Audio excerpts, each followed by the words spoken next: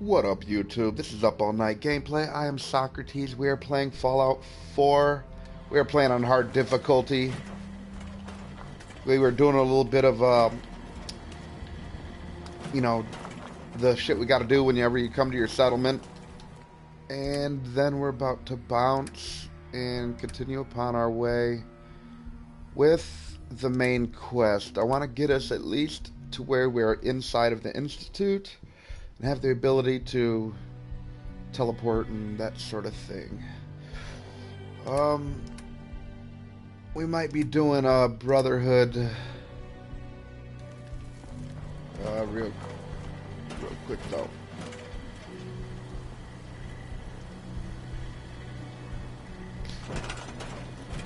I need to build a storefront. I got these over here. These things obviously aren't working correctly, and probably because I don't have the DLC beat on this tune. So we will try something a little different. Let me see, what do we want? I know I want weapons, and then like a regular trader I think would probably be good. It's basically all I need.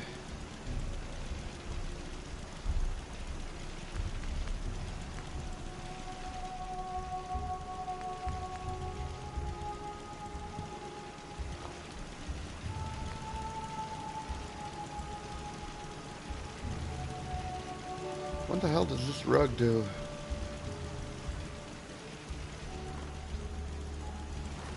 Put them directly on that spot so they can't move, or that's what I wish it would do. Probably exactly what they do. Alright, and then I think... And why would there be... Oh, different tiers.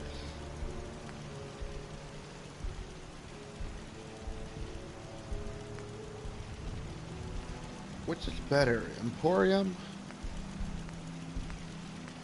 The restrictions are exactly the same, so I'm thinking these two here are... And then, let's do one more. Could either do clinic or armor. Probably don't got room for two more here before we block out the... I wonder if they have level 4 armor, that'd be kind of cool. But I think clinic will give us the widest variety of things here. And you know, maybe we put an armor one around somewhere eventually. Let's see how big that would be. Yeah, it'd totally cover the... So we can pass on that. Now we just need to assign somebody. Alright. I'm guessing those somebodies need to be people. Alright, yep. Shh. I need you to come over here and work on a razor grain. Come on. There you go. Come get that. Alright, she got it. And since Codsworth can't really do anything else either, but I think Codsworth's actually chilling with me right now. Ada's not assigned. I don't really have any people. I need to build a radio beacon. Sheffield. Guess we're just gonna have to swap out who's on what. Alright, dog. I'm gonna need you to come over here and be our weapons dealer. And then I'm gonna get Sheffield not assigned. Look at you. Sheffield. How about the general goods?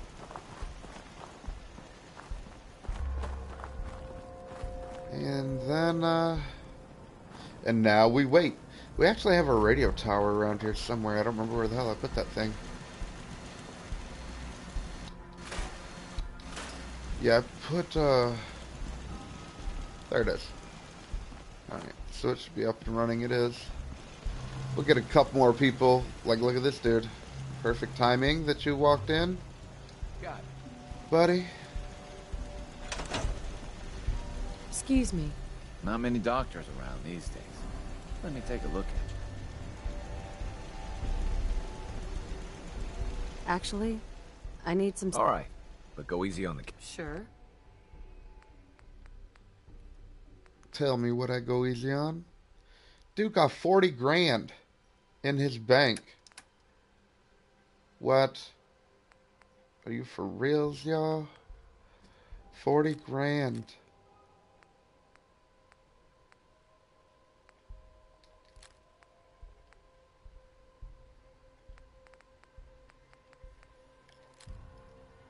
That is a lot. I need to put a new legendary perk on this Kellogg's pistol. You know, I've still never really played with that gun. I don't know, it just doesn't... If anyone has any ideas what configuration makes that gun the best, I'd like to know, at least make it, like, playable.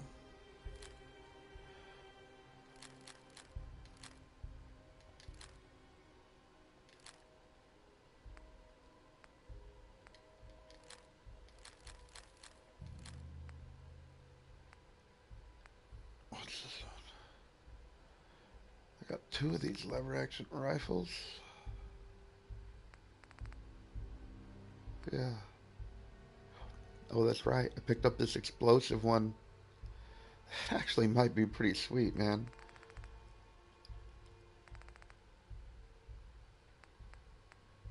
I'm gonna hook up this, or at least, well, I actually already hooked up an assault rifle, so I don't need that one. Okay, just about done.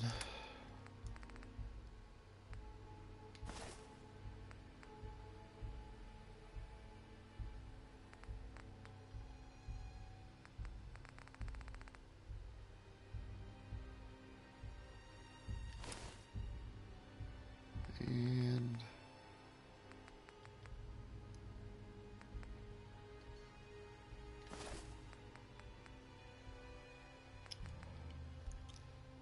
all right.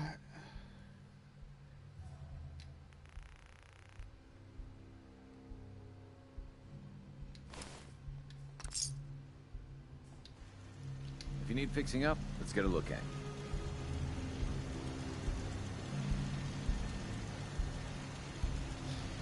Hear anything, Doctor? Nothing that would interest you. Now, let's talk... Not today. All right. Excuse me. See, I need to assign him to something else. And then put his tuxedo on him.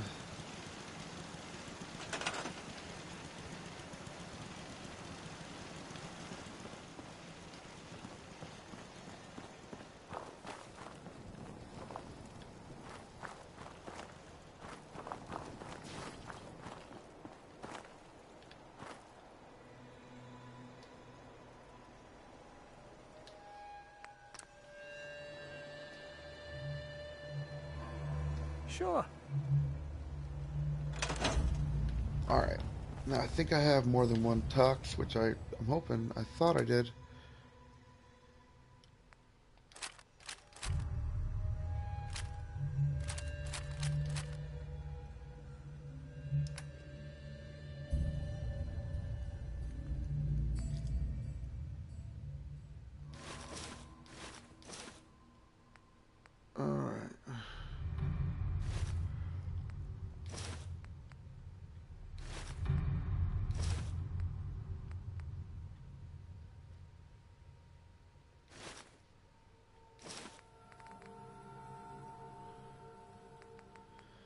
Alright.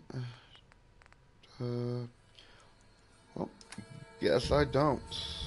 You know what? I think I can make one at the chem station. This should prove interesting. I wonder what you'll build next.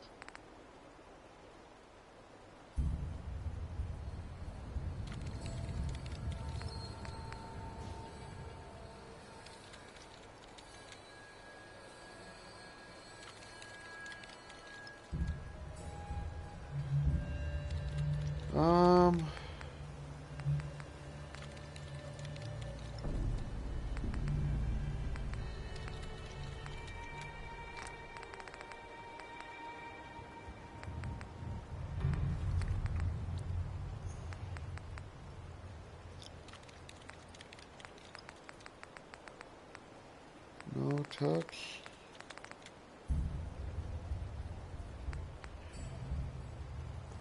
Could give him a synth uniform. It's very nice and clean.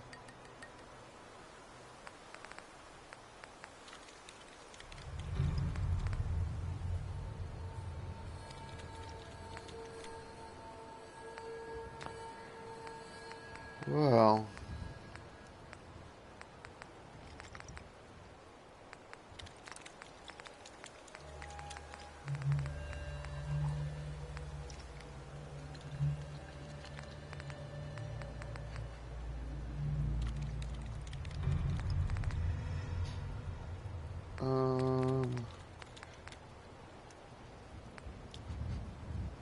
so I need like formal hat, I think it's called, and the tuxedo.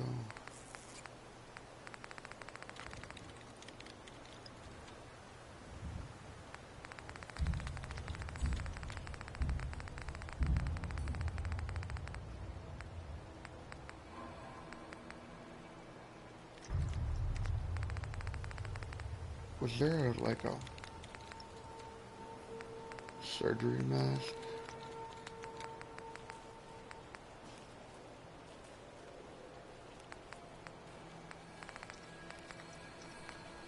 Did I pass by the formal hat? There it is.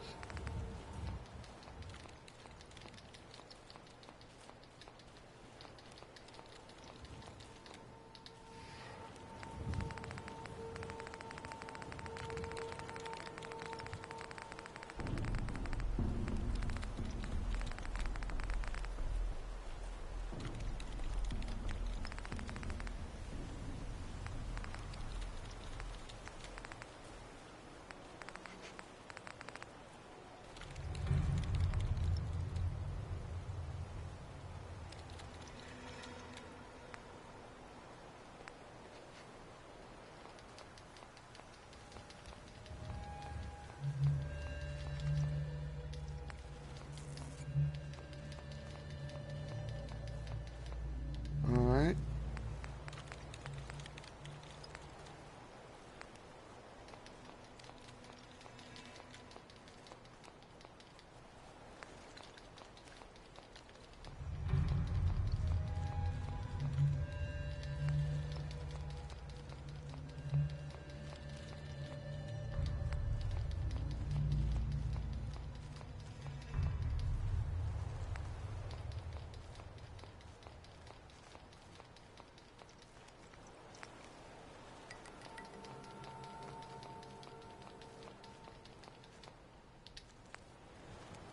There, now I could armor them to the tits if I wanted to. Let me see. I really like the operator's gear.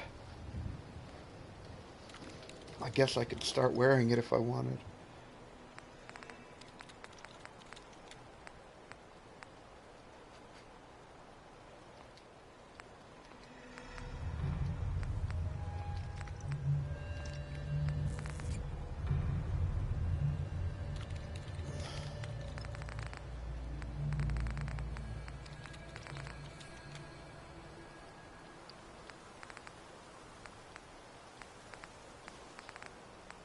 Did that say pirate hat? I wonder if that's much different than Hancock's. There's so much stuff in here. Jeez, Pete.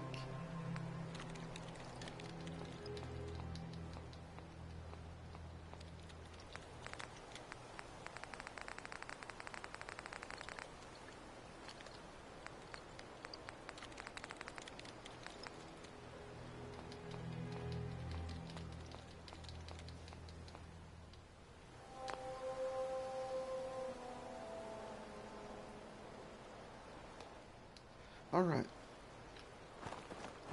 Now, I want to trade a few things. Okay. I could, do him up several ways.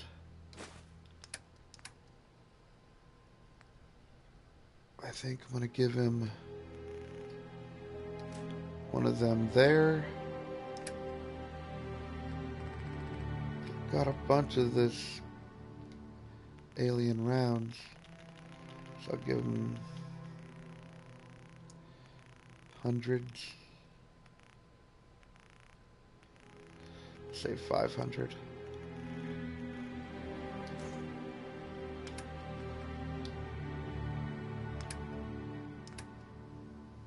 Alright. And now I could give him... I could go two different ways.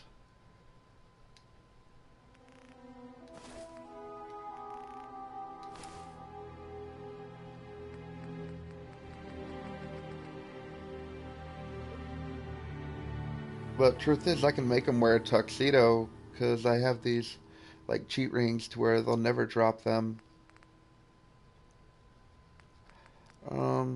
Yeah, it's these right here. You work for me ring. You equip one of those on them, and they can't get killed. It seems like.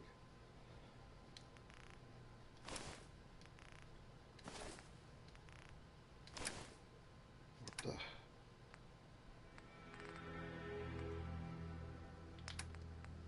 the? Left leg. Right arm. Right leg. Alright. Now, definitely put that. You could look like this. That looks pretty fucking cool.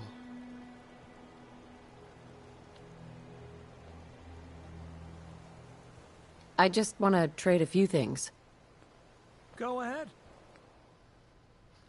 Almost looks like the Chinese stealth suit from earlier.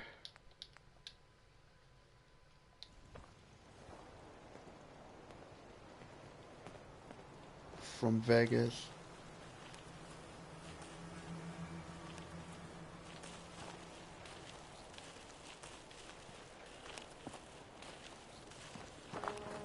This motherfucking water pump, dude. Takes me a minute to get in and out of the building menu here. Let's try over here. Come on. I need you to work for me. There we go. Now, I still can't talk to his ass, man. What the...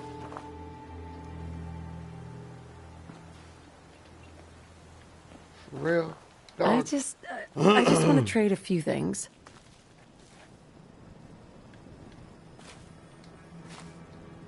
Yeah? Sure. What the hell? One of these.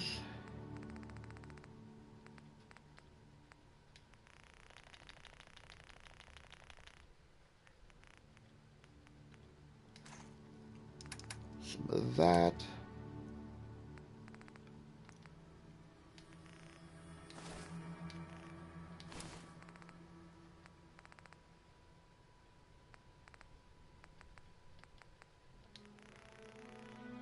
One of them there.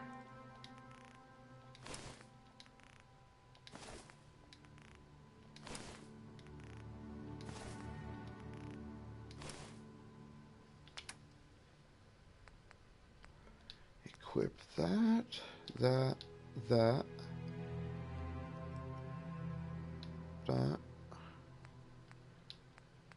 and all this here.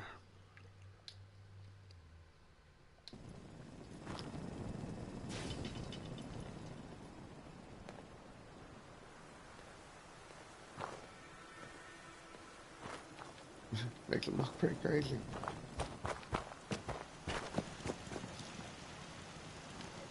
Where the hell did Sheffield go?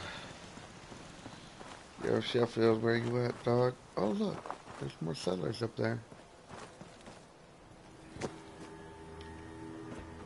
But some people are interested in the... I'd like to trade some items. Of course. The building aspect of this game. So here's me building my settlement. Here's how I do everything.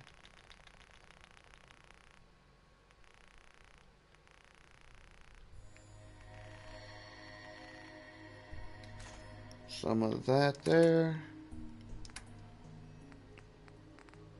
And then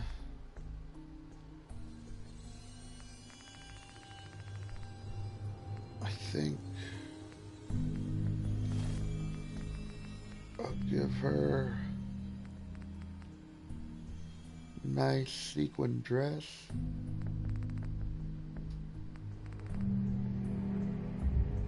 Where is it?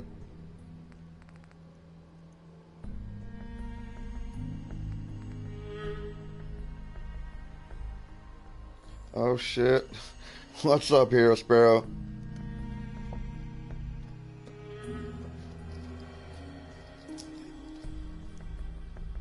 Hero says, what's up, man? Yeah, I love the settlement building, man. I do too. It's cool. It's fun to get everything the way you want it, and you know, I don't know. It's as close to we are ever going to get to building a house in the apocalypse, probably, right? Unless you want to move to like a third world country and start the apocalypse over there, deal with that shit. But I know I don't.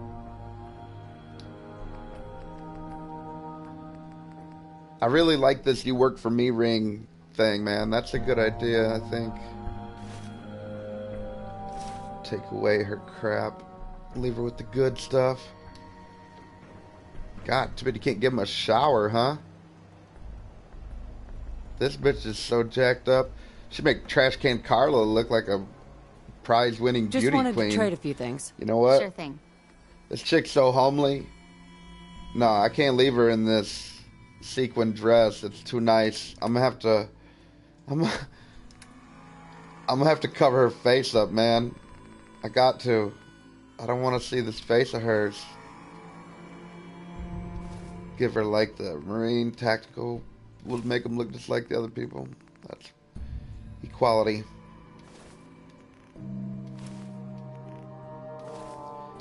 This hideous beast here. We need to cover your ugly face, woman. Alright, what am I missing? I know I gave you a helmet. Yeah, there it is. There.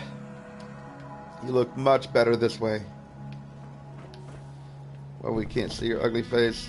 Oh, by the way, man, I love this USO, and I downloaded the patches that you were talking about that let me build the regular shit too. I seen why I couldn't find it, and it's so much better now. Sheffield. What do you think about coming to work for me? Nuka-Cola's the only thing I can drink that wakes me up. Otherwise, it's all hazy. What have you got There's to trade something I today? like about taking Sheffield and giving him all like a nice tuxedo and that. You know, he comes from like rags and he's all beat down, and it's nice to actually be able to make a big difference for him. It's kind of cool.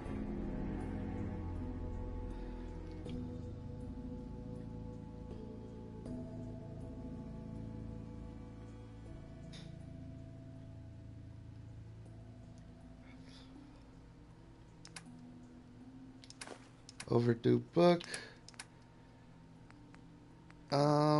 Sure, it's nice having vendors at your settlement. Hero Sparrow says, I thought about something. How about Bethesda make a World War II sim where you are slowly make armor, gear, and weapons, and also being able to build settlements? Oh man, that'd be great.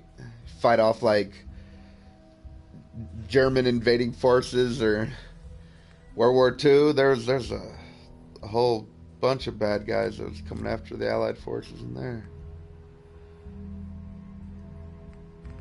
That would be pretty fun, but would it be an alternate universe World War II with like Zeppelins flying around and like, you know, because, you know, one of the things that makes Fallout so cool for me, I think that's a great idea, first of all. But one of the things that makes Fallout great for me is the variety of animals. It's like, enemies. It's like, if you like fighting aliens, there's aliens. If you like fighting monsters, there's tons of different kinds of monsters. Alright, how about beasts? There's beasts all over the fucking place. How about different factions? Yep, tons of those. How about zombies? Yep, even got zombies up in this fucking game. Alright, how about robots? I love fighting robots. It's really fucking cool, like Ratchet and Clank style. Yep, got robots too. You know, and it's the wide variety of enemies that keep it, like, cool to me, you know? How would you approach dealing with, you know, making the enemies diverse? Hero Spur says, and slowly making a big rebellion. That'd be so much fun. Yeah, alternate, but also similar in a bunch of ways. Yeah. You know, Bethesda worked their magic, you know? Bethesda, like, look at Skyrim. Skyrim's the same way, you know? Like, do, like, machines? They got machines. The Dwemer built them. Do, like, different factions? Got tons of those. You can even play all those races. I wish you could play more races in here. Different things, like be a super mutant or be a ghoul. You know, not a feral ghoul, but a regular ghoul, you know? Skyrim has this beat in that area.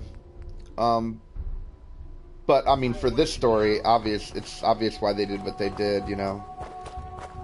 They got a person frozen in a vault. It wouldn't make sense to freeze that's a whole different story. It wouldn't make sense to freeze a super mutant or a ghoul, because they didn't even exist at the time. I think super mutants were made 110 years after the apocalypse. When that Virgil guy escapes, if you listen to his holotapes, he talks about that them developing that forced evolution virus for 110 years. But yeah, World War II, and it's like nobody feels bad for the Nazis or Japan too much in there because of how much dirt they did to everyone else, and that's what makes it easy to, you know, that's why I love Merkin Raiders, for instance. You know, I don't need to second guess and have, like, for my conscience sake, like, feel bad about murking these fools. You know what I wish they would do? I don't know why there's this thing, but Bethesda never puts children in their game, yet, like, there's more men than anything. Men are being slaughtered by the, you know, I don't even know how much. Like, I played thousands of hours, and you can actually look at your stats on this game, and, I forget where it is exactly here. And so it's possible to, I think it's in the options. It's possible to see how many, you know, kills you got, and it's really unbelievable, like, how we can kill, like, men all day and, you know, barely any women and never any children. But in real life, that shit happens, and I think it's, and in real life, children are also soldiers, and they're trying to kill you. Like in Africa, child soldiers are like the majority of the fucking soldiers, is what I hear. Pretty crazy. And I don't know, man. I want the realism. It's not because I want to go around killing children, obviously. They're not real, you know, the same way as I don't want to go killing men or women either. But if we're going for realism, you know, I don't know. Call me crazy, but in real life, shit happens, man. It's unfortunate. The world's a cold place.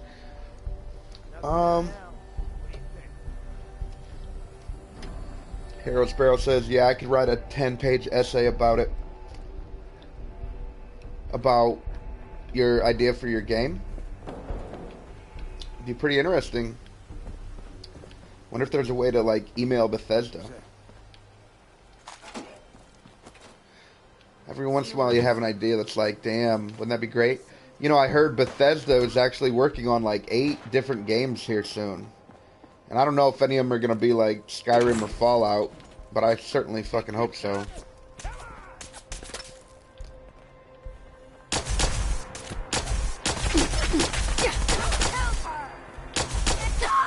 Yes, I killed her. What do you think? Like, she was trying to shoot me in the face. Why would they listen to you? Dog. I mean, if you have a good idea, you have a good idea. It shouldn't matter who you are. Like, you should be able to be man, woman, or child, a homeless guy on the street. Like, it shouldn't matter, you know? Like, a good idea is still a good idea. I mean, Nikola Tesla dug ditches for 2 years after he had invented wireless electricity that traveled through the air and through the ground. Wardenclyffe Tower. After that, he dug ditches for 2 years, and he had already changed the world. I don't know, man. The way I see things, like, it shouldn't matter whether you're a prince or pauper. Everyone's word, everyone's ideas should be judged on the idea's merit, you know, and not necessarily any source, right? I think if we're judging ideas by their sources, if you get in the habit of that, you can make some really wrong turns. Next thing you know, you're Germany in World War II. You're killing people. That's how it always seems to work out historically. So if you have a good idea, man, I think... Look, smart people understand that you never know where a good idea is going to come from, you know? There are so many people who had one good idea and changed the world, changed their own lives, you know, started a company and made lots of money, or, you know, made a great, cool invention. And I mean, there's tons of shit. Like, look at, I mean, even some things that seem kind of mundane. A good example is, like, the big fad right now of those fidget spinners. I don't know if you've heard about those. My son really wanted one, so I ordered us a couple of them. Got us a pretty cool one.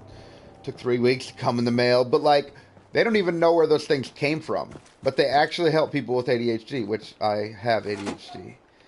And so, you know, it's like you're kind of anxious all the time and you always fidget. And I always fidget my entire life. I'd roll up, like, a piece of paper and just play with, like, string, or, you know, spin my pen, or I have to have something in my hands at all times. That's why I love console video games, because the joystick fits that requirement excellently. But it shouldn't matter, like, nobody knows where that came from, but everyone can see it's a good idea. And I think that ideas should be weighed on the idea's merit. Like, when Einstein pitched the theory of general relativity, people thought it was stupid. When Galileo said we lived on a sphere and not a flat planet, you know, the whole world thought he was dumb, supposedly. This is what we're taught, at least. You know, but I think a lot of people knew the Earth was a sphere. But still.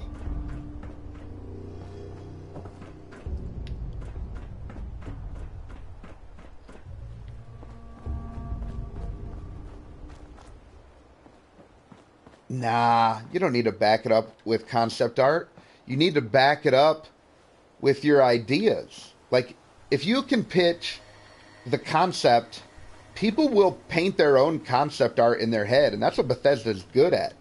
You know, they're good at making, like look at this. This whole game is stylized in, like, the 50s, and, you know, Skyrim is like some Nordic crazy shit. You know, and I mean, it's stylized after fucking your neck of the woods, basically.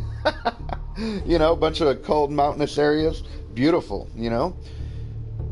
I think if you pitch it good enough and you can tell your idea clearly enough and effectively enough, people will make their own images in their head. Like, I don't know if you listen to, like, creepypasta or anything ever, true scary stories, but, like, you know, the fact that you don't have a picture there is, I think, why those are kind of appealing. Because when I watch a scary movie, I'm just not the fearful type, man. That shit doesn't scare me at all. There's only one movie that ever scared me, and it's only when I was a little kid and I was, like, religious and I believed superstitious things. And as I got older, that shit doesn't affect me anymore. But yet I can listen to that creepypasta and I think, yeah, that's pretty cool, man. Because the picture you develop in your head is better than anyone's movie's gonna be. It just is. People see exactly what they imagine, you know? They're like, this guy had a big creepy smile and an insane look on his face. You're automatically picturing the creepiest to you, not the creepiest to somebody else. So it automatically scales to whatever anyone's, you know. So I believe that storytelling is sometimes more powerful than a picture. You know, depends, like, what you're trying to do. Like, yeah, you can capture an event and a picture's worth 1,000 words. Those things are true. But it's also true that you're gonna, if you can tell a story good enough, like, look at something like Harry Potter. Those books were like she became a billionaire from writing those books. And she started out just telling her children those, as she made it up as she went, as bedtime stories for her kids. And so, dude, like, I don't know, call me crazy, but that's just my opinion, you know.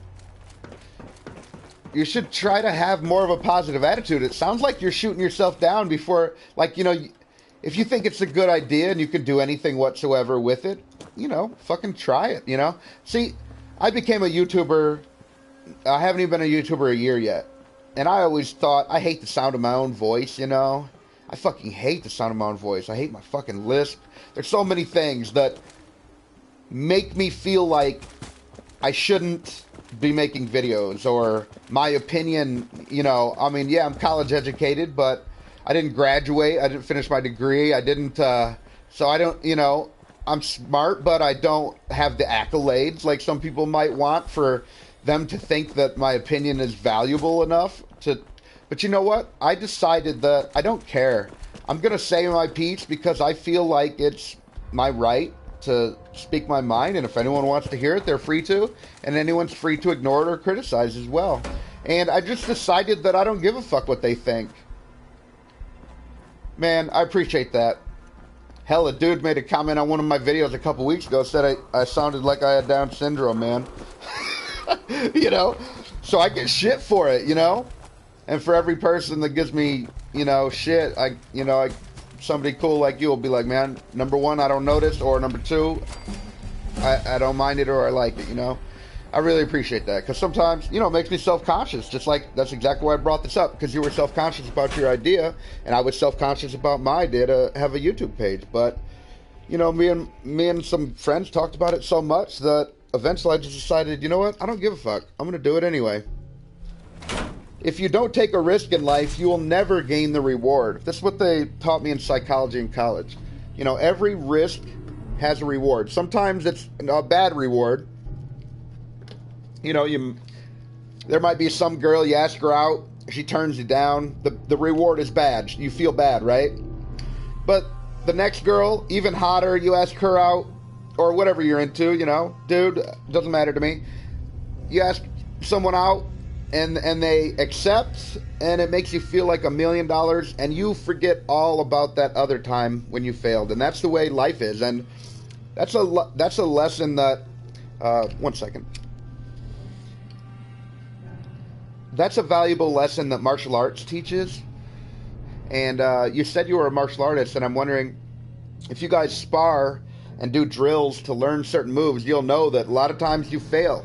You fail, you know, you don't get your takedown, you don't land your punch or your kick, you don't avoid their punch or kick, and you take a shot, you know, and those are like minor failures. But then, like, you get tapped out, that's a little bit more major, right? But a street fight is the biggest, because that's your life on the line.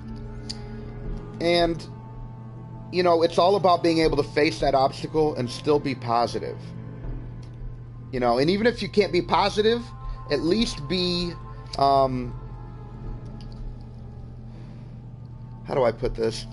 If you can't have a positive attitude, then try to at least have a attitude like, you know what, I'm going to do it anyway. If it fails, it fails. Like, even if you think it's going to fail, you still do it. You still try it, right? Because we don't get anywhere in life by not trying anything, right? Everything that's ever been done is done because people tried. They wanted to push something a little bit farther.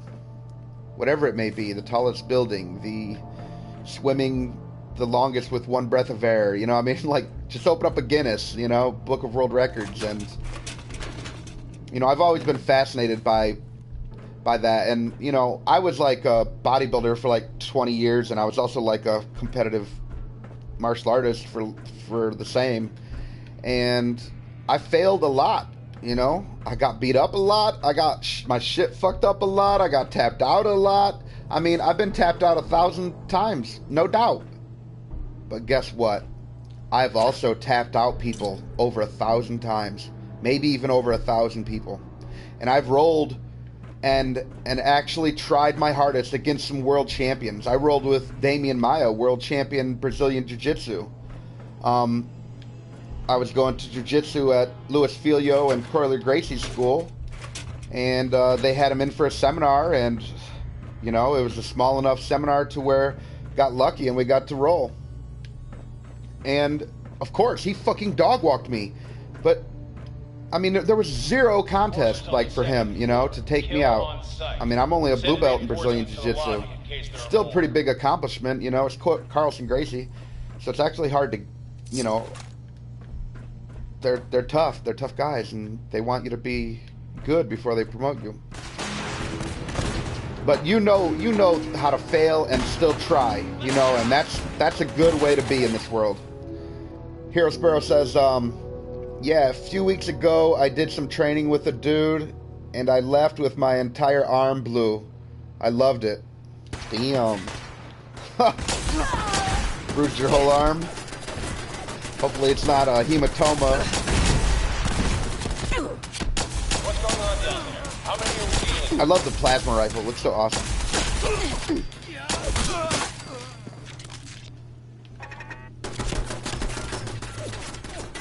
That's great, man. And that kind of stuff, over and over, just makes you tough as shit. You know, like, if you did it one time and you quit, yeah, you got your bruises and you took your knocks, but it's repeated subjection to difficult things. Eventually you will start to be able to, even if you can't overcome them, you'll start to be able to resist them to a really... I'll give an example. Like, when I first started jiu-jitsu at Carlson Gracie School, it was called the Trap Academy. And trained on blocking, even cock shots, I bet. When I first started at Carlson Gracie School, there was this nationally ranked wrestler guy. I'm not going to say his name. He's a great guy. He was super strong.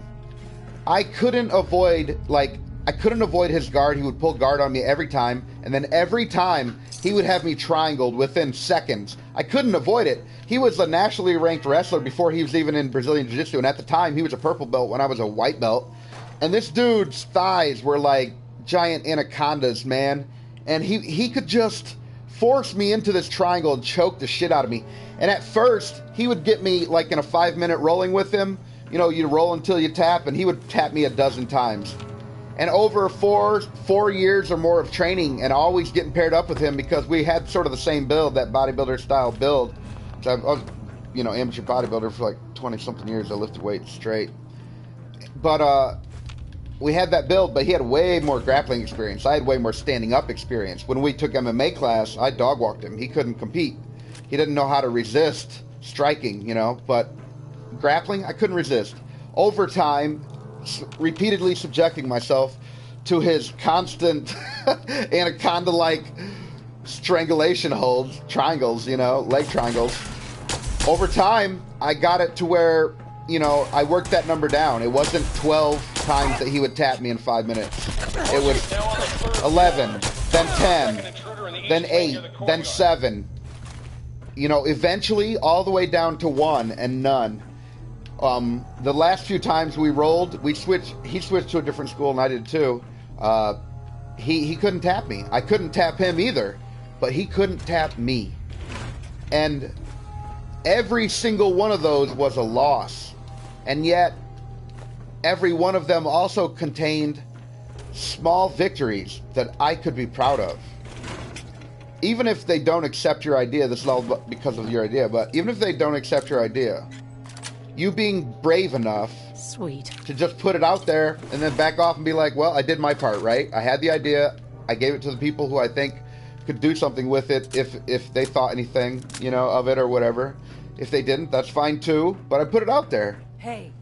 And that's like with life, it's a lot like that. You got to put yourself out there to get a job. You got to put yourself out there to you know, get a relationship usually. And, you know, it's just this, life is a series of risks and rewards and just always trying to find a balance. Look at that. You can see right through the world. That's a cool glitch. I wish I could just like go right down there right now. That's where I need to go, I think.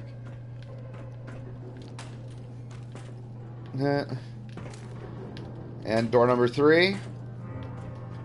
Alternate dimension world? I don't know. Who's there? Let's rock!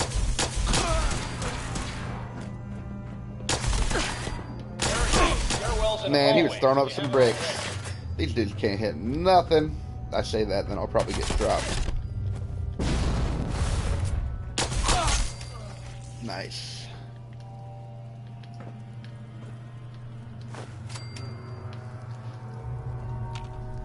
Definitely got to learn to block those cock shots, though, dog. you're gonna have a real tough, endeavor with the martial arts there. There's a martial arts style. Well, there's a few actually. There's one Chinese one where they hang a bunch of shit off their balls and dicks for some reason. I don't know why they do this, and I don't know why this is important to them. I don't know how this has anything to do with the martial arts, but they have these Chinese dudes that do this shit. And then there's another martial art. I want to say it's Kenpo, but I might be wrong on that. It's been a while since I've talked about this, but they learn how to suck their balls up into their torso, so that when you kick them, you actually kick their pelvis bone that they strengthen. And so, yeah, man, they learn how to suck their balls up into their torso, man. I don't know if that's the style that you learn or whatever, but man, give you props for some ball control in there, I guess. Jeez. I do the Muay Thai style blocks to block them dick shots, man. Try to catch their shin with mine. I don't know if you do like arm pounding, hand conditioning, instep and shin conditioning. But man, you can turn your arms. Like I did a few hard body styles like Muay Thai and Okinawan karate and like Shaolin Kung Fu, and they all condition your body. You know, like you hit stuff to increase your knuckle strength and wrist and bone structure. It's called cortical remodeling. I don't know if you ever heard of that, but it's a good thing to do, especially while you're young, because it'll get you tough as shit, man. My son recently started doing it. He's 10. He recently started doing the conditioning.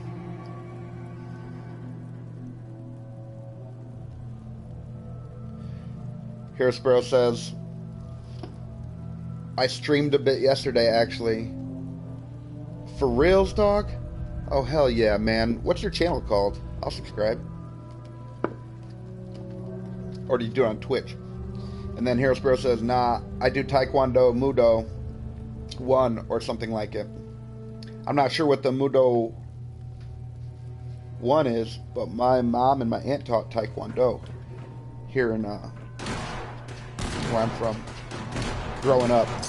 That was like my first martial art that I ever really saw and got into. Okay, it's just your regular name? Cool. I'll check it out, dog. I'm interested. Taekwondo has amazing, I'm sure you know this, I'm preaching to the choir, but you know, I'm talking to everyone here as well, so I'm just gonna say it as if I don't think that you know it, even though I'm sure you probably know everything I'm about to say. But Taekwondo, what makes it special is that all fights start standing. And all fights, you have to walk into each other's range to be able to engage in an attack. And Taekwondo fights at the maximum range, even outside of Muay Thai. And that gives it a very special niche. There's people like in the UFC, like a lot of the top dogs have studied Taekwondo and did that. Like Tyrone Woodley's a great example. He did Taekwondo kicks in the UFC and knocks people's block rate off, and they can't do shit about it because he fights at a range where they can't even touch them. John Jones does that too. Anderson Silva as well. Matter of fact, Anderson Silva was going to go to the Olympics for Taekwondo even after he was a champion, after he broke his shin. And he said he doesn't know if he want to come back to UFC. He was thinking about going to the Olympics for Taekwondo last year. And I'm not sure if he did or not. I didn't follow through, but you know, I fucking love that, because I believe that most martial arts have something to add. There are a few that don't, and they kind of ruin it for most, but most have at least small things to add to a fighter's repertoire, you know, his arsenal of what they can do. But yeah, Taekwondo fights at the maximum range. A roundhouse kick in Taekwondo, where you kick with your instep or shin, is a normal Muay Thai kick. And so you would know that like any kind of kick that comes with your foot flat out towards them, like a spinning back kick, hook kick, shit like that, it's fighting at the maximum. You know, you're hitting with the bottom of your foot at maximum distance versus swinging your leg up and hitting them with your instep. Obviously, you got to be a whole foot closer at that point. You know, like the effective range is basically like far kicking Taekwondo, and then closer, which would be like kickboxing, French kickboxing, savate, and Muay Thai. And then in from that would be like your clinch range, which Muay Thai once again has a great clinch game, and Judo, classic Jiu-Jitsu, and like some different ones. There's one that's like Taekwondo, but it also does throws. I forget what it's called. I want to say like Taekwondo or Kuksul Wan, or I'm pretty sure it's a Korean martial art. I just can't remember the name. But, you know, a martial art like that can do clinch and throws is that next level. And then, of course, after you're thrown on the ground is the final level of closeness. And if you learn some fighting and some good techniques in every range to where you can be effective and get out of their moves, it's great.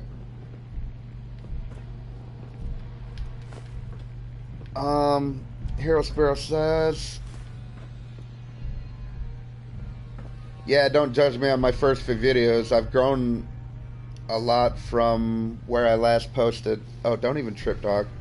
Don't even trip, man. We're already boys. Like, I wouldn't shit on you like that, dog. You see me, like, this is who I am, right? Like, you know, unapologetic. Like me or hate me, this is who I am. I can't help it. Some people just hate me right off the top, right? I try not to be like that to other people, especially people who are my homies. Like, I do what I call being real, man. It's my gangster ways, I guess, you know, but I believe very strongly in being a genuine person and to my friends, like, diehard loyal, you know? And so I'm, you know, in the past, of course, growing up, I wasn't always perfect, and I'm still not perfect now, but I try to be extremely loyal to my friends and not shit on them. Got it. It's important to me. You know, treat others like you want to be treated, and that's how I want to be treated by people. I want people to not just judge me because I have a lisp and say I'm fucking, look like I got Down syndrome or whatever, and never give me the time of day, you know? It's like, you know what, fuck you too then. Don't worry, I'm not gonna judge you at all. At least nothing bad. If anything, maybe some constructive criticism, which I also would like, you know? I'm just about to break 2,000 views on my channel. Less than a year old. I think I'm doing pretty good. I expected it to take even a few years to be sort of where I am now, even though I don't even have that many subscribers. I actually thought it would take way longer to get where I'm at, and so I'm pretty happy.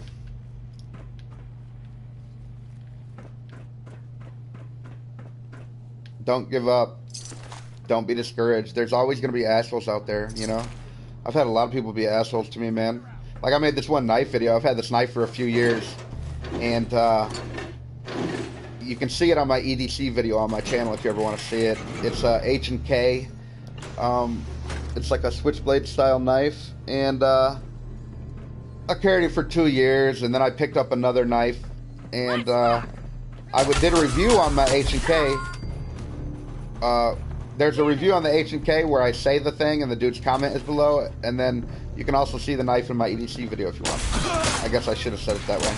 And anyway, he said, I can't believe, I was like, the thing, when I hit the button, it didn't want to come out fast anymore, right? And I was like, what the hell? I've never had this style of knife before, right? I've had every kind of knife. I love blades and swords, and I have guns and all sorts of shit, right? And, you know, my dad was a firearms instructor and a police officer, so I kind of came by it naturally, you know. He would always tell me, like, how to be safe and with weapons and all that, you know. And, this dude was like, you're a fucking retard, man. You didn't know you had to oil this fucking knife and this and that. He's like, God, you're fucking stupid, and your voice sounds dumb, and I hate your lisp. And he's like, you know, he's basically like, you know, fucking kill yourself, you know. And I was like, whatever, dog. You know, you don't have to listen to me, right? But, you know, that kind of shit is pretty frustrating. And it's like, number one, how you call somebody retarded for not knowing something and that they've never dealt with before, right? Like, I don't get that, right? And, you know, I'd never dealt with that, and hell, I figured it out. So, you know, he's calling me retarded for not knowing that, but I figured it out. Like, I don't know how the fuck he knew. He owns tons of switchblades or whatever, but I fucking didn't. And, you know, he can say whatever the fuck he wants, but usually when they're in the same room with me, they don't fucking disrespect, because I'm 270 pounds, and I'm 6'1", and I have 30 years of martial arts experience, and it's a rare motherfucker who's ever brave enough to say that shit to my face, and I know this. I have, like, world record amount of punk outs in my life, dude. I've pulled people's cards. I call it dog walking them, you know, where I gotta put them in their fucking place or they're gonna feel the wrath, you know? I used to be, you know, a lot more wild than I am now, I would say, and, you know, I didn't like to get shit on my people. Before, you know, now I just, like, brush that shit off. Somebody wants to hate on me, whatever. I brush that shit off. But back in the day, nah, man. You know, that's just about worth dying over. Was my mentality back in the day, because, you know, the way I was raised, and, you know, you couldn't let somebody disrespect you, because they'd be disrespecting you all the time, forever. It'll never stop as soon as you let it in. And every bully wants, like, an easy victory. And so, even if you fight back, even if you get your ass beat, if you make it hard for him, you know, if you give him a black eye, you punch him in his fucking mouth, you make him bleed, whatever it might take. But you get him a little bit too. I only recommend, you know, fighting if your back's against the wall, you can't run, you can't do nothing, you better fight, right? And, you know, it'll make the fucking bully types pay for their fucking actions. Even if you don't win, you know, it hurt them, and they don't want to even be hurt. They want an easy victory. They want to come up, punk you out, feel good about it, and move on with their day, you know, take your milk money or whatever the fuck they're trying to do. You know, I hate bullies, man. I fucking hate that, dude. I hate that mentality, dude. Like, in school, bullies are the people I'd want to those are the people I'd want to beat their asses, man. For real. I can't stand that, man. That's why I hate raiders in this game. I can't stand people that pick on other people for fun and just to shit on someone, you know? I don't get that. I don't fucking get that. That shit makes me so angry. It's like, you're raiders, right? Like, they're modern day raiders. That's all they can get away with now, right? But they're raiders. They want to bully everyone they can, take everything instead of work for it. They're fucking, it's the same shit. It's been going on for thousands of years. Alright, Hero says, yeah, by the way, opinion on HBTQ. I thought switchblades and butterflies were illegal. They used to be. It kind of has evolved around. I don't do foot, by the way. I don't know what you mean by foot. And I also don't know what HBTQ is. I mean, I might know what it is. I just doesn't ring a bell right now. I'm trying to think. HBTQ. Hero says, you see, there is this idiot at our school, and one day we were arguing with my friends, and then he tries to throw punches at my friends. Oh my god, what an asshole. Yeah, I'm loyal to my friends too, and, like, I'll fucking fight for them. You know what I mean? I've done it lots of times, dude. I actually have risked my life for people that didn't fucking deserve my loyalty in the past. But one time there's this gang, I'm not going to say which gang. There was 8 members of them at this park where I was growing up, and I was at a buddy's house, and he lived right across the street from this park where they slang their shit, you know?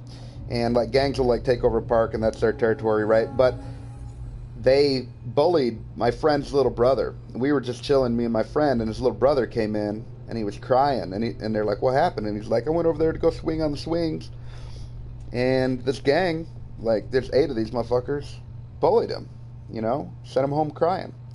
And, dude, this is the type of thing I've done many times in my life, but this is probably one of the best stories. But I already had a reputation for being a martial artist in school, you know, my entire life. I'm a 3rd-gen martial artist, my son's a 4th, and, you know, so I'd basically been around it my entire life, and I already had a reputation in school of, like, being a martial artist, and I didn't care. I thought that I was actually going to get killed. A few years later, one of those, I don't want to say the gang name. I almost did right there. But one of the gang members got shot and killed by another gang member of a different gang, Southeast Asian gang, and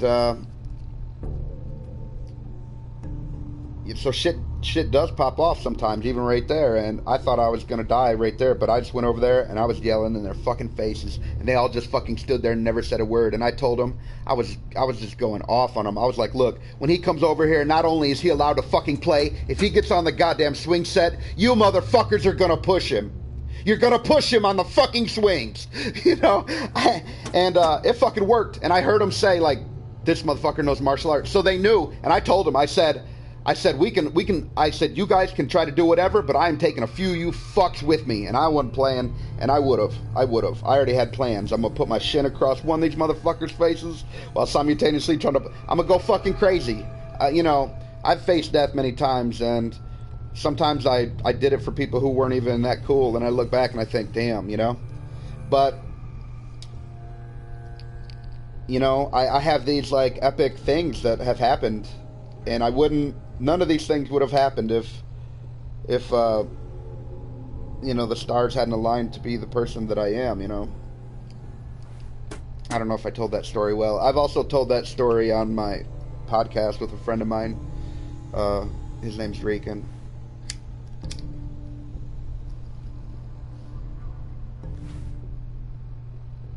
Hero Sparrow says, after the friend thing, he goes, and I got pissed and grabbed his arms and yelled at him. I didn't throw a single punch. I kept myself cool.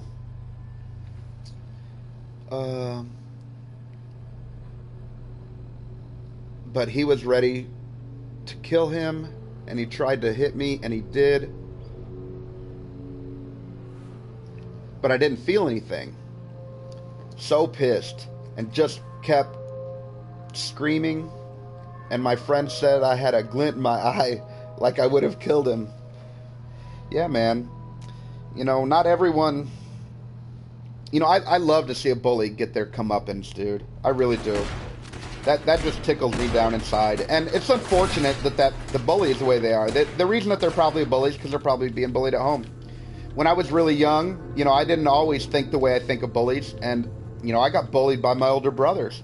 I had two older brothers, one 5 years older than me. He used to beat my ass all the time. I think it's one of the first reasons that I got into martial arts, because I got tired of getting my ass beat by him, and there was nothing I could do about it. He also would threaten my life a few times. Like, held a bow and arrow, pointed it at me, and said he's going to shoot it between my legs, and if I move, he's just going to let go, so don't move either. So you're going to shoot or you're going to shoot, right? Like, fuck you, motherfucker. I've had crazy shit, you know, my life threatened like that, you know. I punked out some people and had them come back and shoot guns. You know, they got upset because I punked them out, made them look fucking stupid, you know. Once again, for a friend.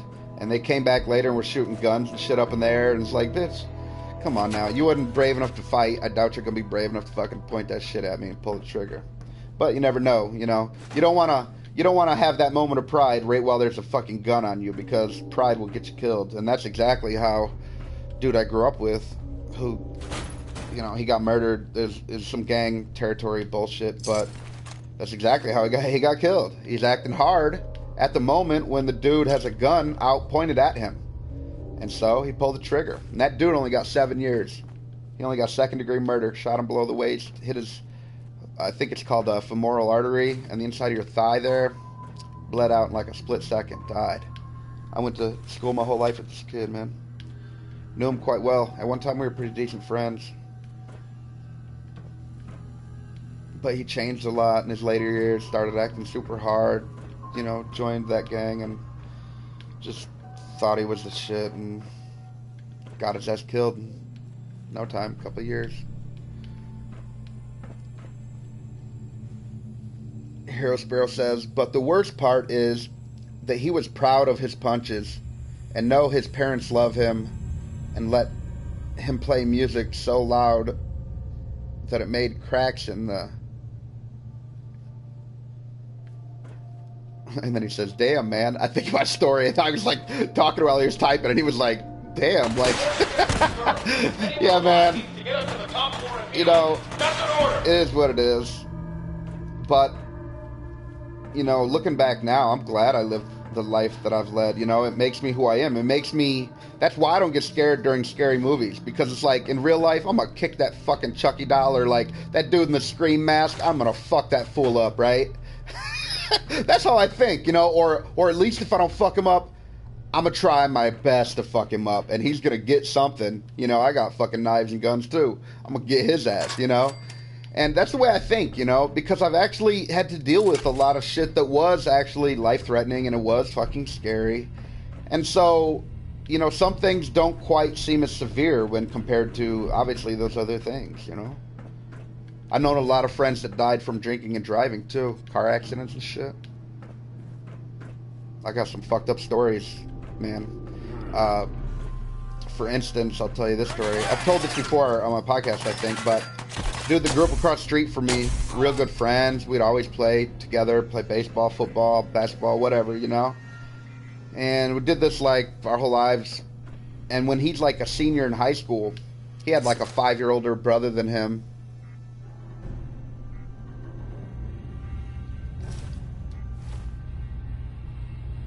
Oh. Is homo, bi, trans, queer... Yeah, see, we don't call it HBTQ, we call it LGBT, because that's... I think that's the same thing. I mean, I could be wrong. Who is this guy that his parents let him punch people and be stupid like that and play music so loud he cracks the walls? How do I feel about HBTQ? Well, I feel that we shouldn't make special exceptions for anyone. We all should share the same rights. And I could really care less what anyone's orientation is. I really don't care in the slightest. It doesn't bother me. It doesn't bother me that people could be gay. I don't... When I was growing up, I was raised like, you know, like with like religion, and, you know, we were taught that's so evil and everything, and then but now I know that 10% of any mammal population is basically gay. Any mammals. Mice, rabbits, primates, I mean, even dolphins. And so I know now from experience that that's normal. And so, you know, it doesn't bother me. It just doesn't bother me. But should they have special rights? No. Should they have equal rights? Yes. Should we make special bathrooms for them? Nah, I don't think so. I mean, they're like 0.0001 or something like that of the world's population. There's so few of them. Middle East isn't helping by throwing them off roofs and shit and murdering them, which is bullshit. But there's so few of them, why should we make special bathrooms for them? I mean, that's not another gender. I mean, and this whole gender situation, I've made videos about this. And, you know, like Bill Nye, which was one of my favorite scientists growing up. Oh my god, this light is so annoying.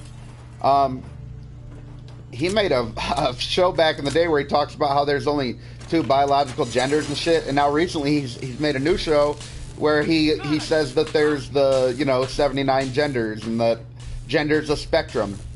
Well, biology is not a spectrum. I can understand. No, 10% of humans are gay too. If that's what you're talking about, I'm not sure. But trans is very, very low numbers. Gay is roughly 10%. I forgot what I was saying.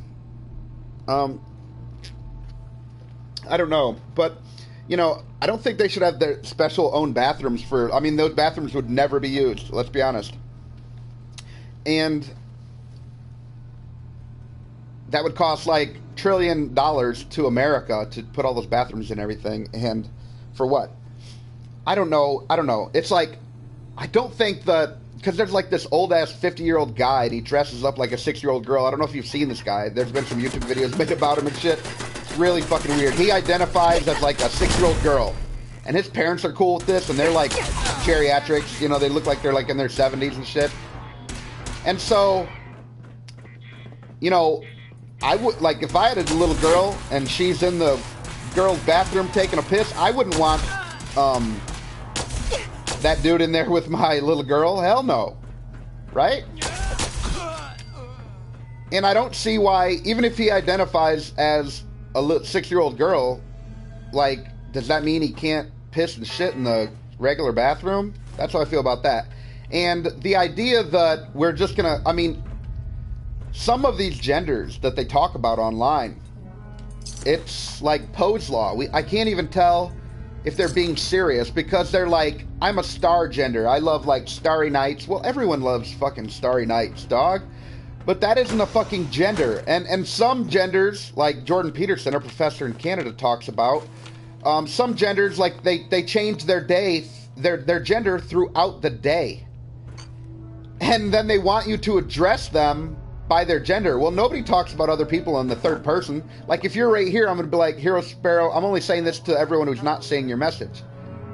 Yeah, Bill Nye the Science Guy. And, you know, I don't talk about myself in third person, and you don't talk about yourself in third person. I don't talk about you in third person. And so why would they address them by their gender in third person? Like, oh, you know, you wouldn't go, like, all right, raise your, you know, you have a question and they raise their hand, right, in class, and these are students that want you to call them by their gender, but nobody would go, they would say, all right, you, go ahead. They say you, first person. They don't go, her, go ahead, and point at you, right? Like, or him and point at a guy. That doesn't make any sense, because the guy's right there. Why would you talk about him in third person? So this idea that you're supposed to address them that way, like, nobody addresses anyone by third person, first and foremost. Like, that's not even how we talk. And then if they... Hero Sparrow likes pineapples. Dude, I love pineapples. But, and then there's already over 100 genders or something like that. And so, I mean, there's less than that in the core English language. Like, you could learn a whole language with learning less words than that. I think it's pretentious to think that the entire world should bend for and adopt an entire language and manner of speaking. This is never going to catch on. They can fight for it all they want to. They can make a law. They can even murder people. But how is this going to be possible? Like, to change language like that, it's just, I don't know if that's even possible, you know? And I know some weird stories about people like for instance, I grew up with Southeast Asian people, a lot of Thai and Laos people, right? And they're great people. But there's this faction of people over there, and they're called Hmong. H-M-O-N-G. Hmong. Yeah, basically fuck social justice warriors. Yeah, I completely agree. Yeah, I'm for logic and reason. I'm not for having the law dictate to people how they can talk and act, right? I think that's bullshit. And social justice warriors just want to be able to control everyone, even down to the words they speak in their own homes. And I think that's ridiculous. I mean, we need to allow, you know, every culture is appreciated unless you're white, right? And then even the social justice, a lot of them are white females, and they hate, it seems like they just really, I don't know, man. Social justice warriors are shit. I talk about that on so many videos, and I just think it's bullshit to try to police people and tell people what to do. What gives people that right to tell other people what to do like that? It's crazy, because, like, I'm in, like, you know, there are very few people on this planet that are my size or bigger. There are very few people on this planet with as much martial arts experience as I have, right? And the obvious thing is, and I have gun training. I know how to shoot guns, even in combat style. I trained in combat firearms. And so I can shoot, I can fight. I'm dangerous from any range. I can even throw knives, stars, bows, tomahawks. I practice this shit when I can. And I could bully all sorts of motherfuckers. But I hate bullies. And I think it's bully to try to tell people what to do, when they can do it. Like, why not just leave them the fuck alone? They aren't, you know, let them do their thing. And To me, social justice warriors just boil down to bullies. And they're like, they have a weird like partnership with like radical Islam too. I don't know if you know anything about this, but like feminism, for instance, has like this partnership with Islam, and they advocate for each other all the time, make excuses for each other's behaviors. It makes sense because both of them act the same, violent and aggressive, and unrealistic and controlling. And like for instance, at the Women's March here in America, where you heard like 700,000 women got together and it was Women's Day and blah blah blah. I don't know if you've heard about any of that event, but the main speaker was, well, they had two main speakers. One of them was a convicted murderer, real piece of shit lady. Murdered a guy, tortured him for 2 weeks. 2 weeks and murdered him. Was one of the key speakers. And then the other one was this Muslim chick wearing a hijab. And they try to say, you know, a few years ago, feminism was like, don't tell women what they to wear or what they should wear or how they have to dress. Don't tell them what to do with their bodies. And now they're like partnered up with Islam and are trying to say that the head covering is a symbol of women's strength. Yeah, how exactly? It's a symbol of oppression. You know, it's like telling the Jews that have the tattoo on their arm, oh, that's a symbol of strength. Really? It's forced upon them. Then that's, if it's not voluntary, it cannot be a symbol of their fucking strength. That's just consent. You know, they talk about consent so much, and then it's amazing that they... for the synth? They don't see the hypocrisy in that. That's not why I'm here. If you're not here for the synth...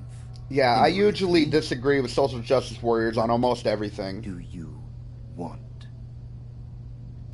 They are immune to facts as well. Facts have no bearing on their ideas. And that's why many of them, like Jordan Peterson has shown, are postmodernists. And they don't even believe in science and knowledge as we have understand it today, you know? They want to throw away... I made a video about this postmodernism. They want to throw away... I'm here to kill you and take everything we've developed, you know? And it's like this world goes around. We have a combustion engine. That's technology. We have phones, smartphones, internet. This is technology, and... You know, they say they want to throw it all away, but we can tell that science is real because these technologies work. It wouldn't work if it wasn't real. Where is he?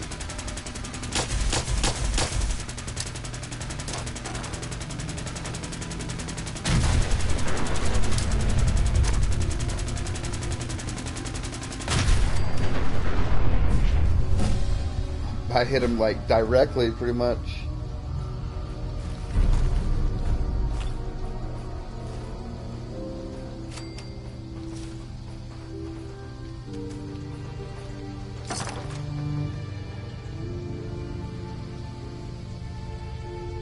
Question. Want to play some Overwatch later? Fuck yeah, dog. Especially since there's the new event or whatever. It's the anniversary. And I don't know if you've seen the new skins, dog, but Hanzo finally has a outfit worthy of a shinobi. It looks dope, dude. I think Hanzo has the best one, but I think Zarya, who I think most of her skins look like crap, has a pretty decent one, and there's a couple others too. I can't think of it off the top of my head. Tracer's looks pretty cool, and yeah, there's a whole bunch of new skins anyway. So I'm wanting to play here. So, but I got to take my son to jiu-jitsu tonight, and after that, I'll be on, man. And I think you got my, or we're friends on there now, so we should be able to tell if we're on. So if you see me on, man, message me or whatever, you know. If I'm not in a group, you can invite me to a group and we'll just team up like that. And all the people I play with are cool, so I don't know what to say. don't even trip. I want to be a Genji Power Ranger. Yeah, Genji's new one. That's exactly what I said. I said it looks like You're welcome. Power Ranger mixed with this game called Beautiful Joe, and he had like a big V on his head. Beautiful Joe. And Beautiful Joe was in like Marvel vs. Capcom 3, I think. a fighting Didn't game. think you'd And find me so anyway, fast. I yeah, think he I looks would've like a blossomed. mix between a Thanks again Power for your Ranger help. and a Beautiful Joe. Before I you was like, ask, oh my god, look at everyone's this shit. unforgiving. And then Zarya's kind of looks like something out of anime too, so pretty cool.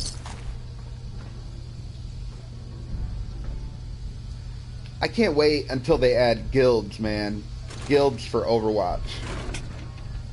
I think that's going to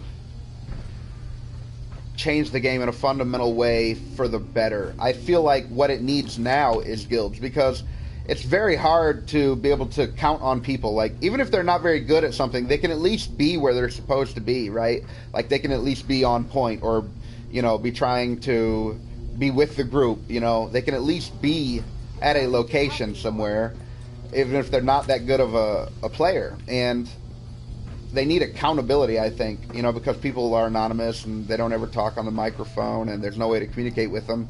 And so a lot of them, it's like if you play on their team, you fucking lose a lot, and it's like, damn. So, but once there's teams, or guilds, I mean, then, you know, a guild can hold each other accountable. Like, hey, this motherfucker just trolls us, man. He's not even trying to play. He'll get kicked out of the guild. Nobody will want to pick him up. People will get reputations and shit. And, you know, they'll have to act in a manner to civilize people. Oh, I'm basic as fuck, dog. I mean, I usually do pretty good, you know. I usually do pretty good. We normally play random characters. I really love random. Gets you good at all the characters. And quick play. We play competitive sometimes, but everybody's a bunch of tryhards like a motherfucker on there. You know how it is.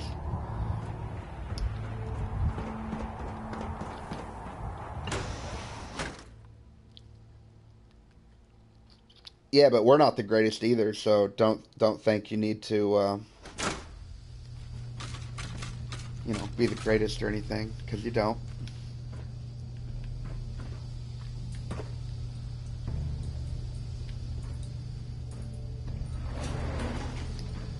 Alright. But yeah, man, I want to get... I don't know, I didn't even see anyone. I want to get, Oh, shit, what's up? Olgoff? This... Dude. This whole time... Olgoff. By the way, Olgoff, this is my homie Hero Sparrow right here. Olgoff, Hero Sparrow, Olgoff. Introduction there. He's a Nord, just like me and you, apparently. You're like legitimate first generation Nord over there. And, you know, Skyrim style. And, he's a cool dude. Dude, I don't know if, Hero, was that you asking to play Overwatch or him? Because I didn't even, oh no, he's here, Hero. Olgoff's right here. I didn't know if, I didn't notice that the name changed. I'm just reading. I'm not used to having many, people to distinguish them. So, yeah, Olgoff was, I think he was the one asking me about, Overwatch. Yeah, I definitely want to play later. I'm actually going to be shutting down this stream here in a little bit here, and then we could play right after. And Hero, you could play too as well. I don't know if you want to or not. I finished up my mission here at Green Tech, and that's exactly what I was trying to do. And now I either need to go to the Minutemen, Brotherhood, or Railroad to get this courser chip analyzed, if I remember correctly. Who do they send me to? First, they send me back to the good neighbor. Yeah. But I don't think I have the Railroad and Brotherhood quest, the beginning one's done yet. Like, look, I think... Yeah, dude, I haven't even begun the first thing for the... But this is the next thing I'm going to need to do. Either meet the Railroad and... Like, let me see. Wait a minute.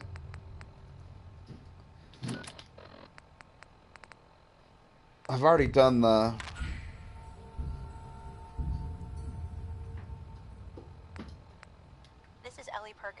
Valentine's Detective Agency with a message for Nick's partner. Alright, so where am I at? Case and it sounds urgent. Stop by the office. I'll be waiting.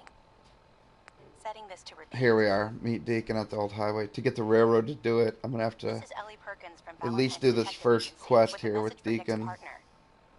We've got a new case and it sounds urgent. I can already go Stop by the office. I'll be waiting. Setting this to repeat. to the Prydwen if I want to. This is Ellie Perkins from Valentine's Detective Agency with a message for Nick's partner. We've got a new case and it sounds urgent. Stop by the office. I'll be waiting. Alright, so, I don't know what to do next. I guess I can take time to think about it.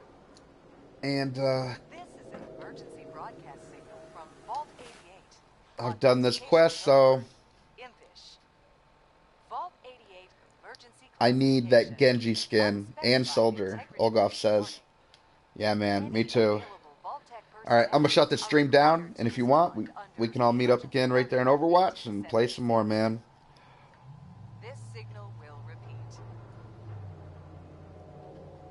Okay, I figured that was you, but I didn't. I remember from the thing. Yeah, I know you're Hero Sparrow, dog. It's all good. Yeah, let me shut this down real quick. I'm Socrates. I want to thank each and every one of you for loving Fallout anywhere near as much as I do, and for having fun in the Commonwealth with me. If you like my content, please share and subscribe. A special thanks to my homie Olgoff and my homie Hero Sparrow. Thank you both very much for just being my fucking homies, man. And until next time, peace.